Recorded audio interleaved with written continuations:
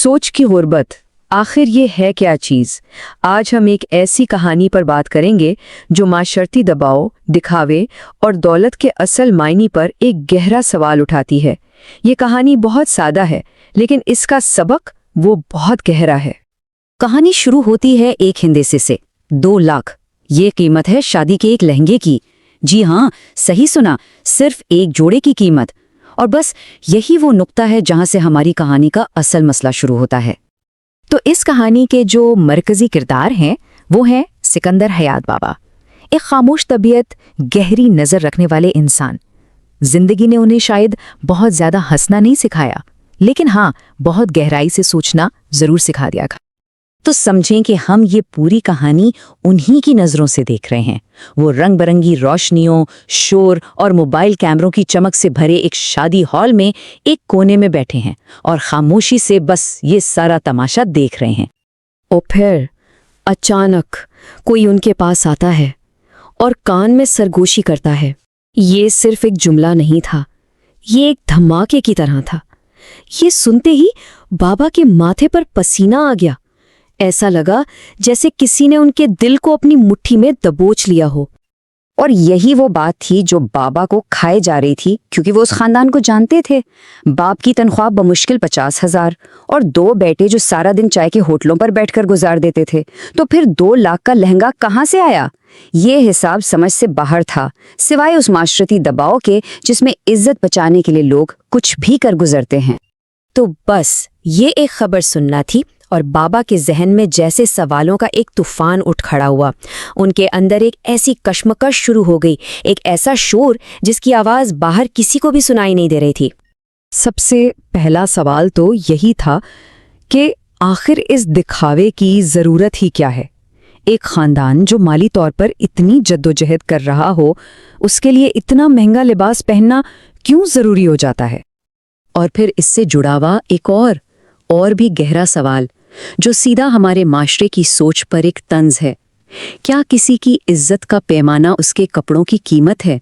کیا سادگی میں کوئی وقار باقی نہیں رہا؟ اور پھر تیسرا سوال جو سیدھا مسئلے کی جڑ تک جا پہنچا، کیا خوشی کا تعلق واقعی نمود و نمائش سے ہے؟ کیا ہماری خوشیاں تب تک ادھوری ہیں جب تک دنیا انہیں دیکھ نہ لے؟ لیکن کہانی میں ٹویسٹ ابھی باقی تھا۔ بابا کو پتا چلتا ہے کہ یہ شان و شوکت تو ادھار کی تھی۔ لہنگا خریدا نہیں گیا تھا، بلکہ کرائے پر لیا گیا تھا۔ اور سچ پوچھیں تو یہ جان کر ان کی اداسی کم نہیں ہوئی، بلکہ اور بڑھ گئی۔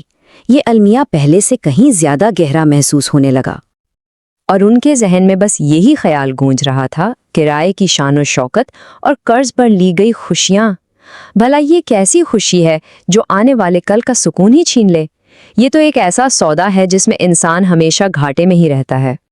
تو یہاں آ کر بابا کو احساس ہوا، انہیں سمجھ آیا کہ وہ جو کچھ دیکھ رہے ہیں اس کی اصل وجہ پیسوں کی کمی نہیں بلکہ کچھ اور ہی ہے۔ شادی کے اس شور و غل میں بابا دھیرے سے اپنے آپ سے کہتے ہیں، اور یہی اس پوری بات کا نچوڑ ہے۔ اصل مسئلہ غربت نہیں، بلکہ وہ احساس کمتری ہے جو ہمیں ایک دوسرے سے موازنہ کرنے اور دکھاوے کی ایک اندھی دوڑ میں دھکیل دیتا ہے۔ تو دیکھیں، فرق بالکل صاف ہے۔ ایک ہوتی ہے مالی غربت، یعنی پیسوں کی کمی، یہ تو محنت کر کے بدلی جا سکتی ہے۔ لیکن دوسری ہے سوچ کی غربت، اور یہ کہیں زیادہ خطرناک ہے۔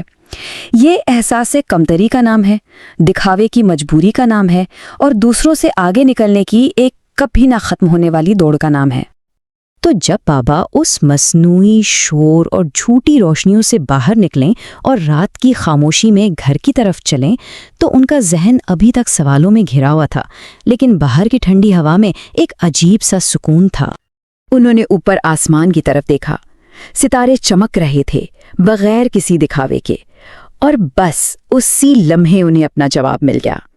وہ گہرا حقیقی سکون جو شادی ہال کی گھٹن میں نہیں مل رہا تھا، وہ یہاں اس سادگی میں موجود تھا۔ یہ احساس کہ اصل دولت اندر ہوتی ہے، باہر نہیں، اور یہ سکون ریشمی لہنگوں سے نہیں خریدا جا سکتا۔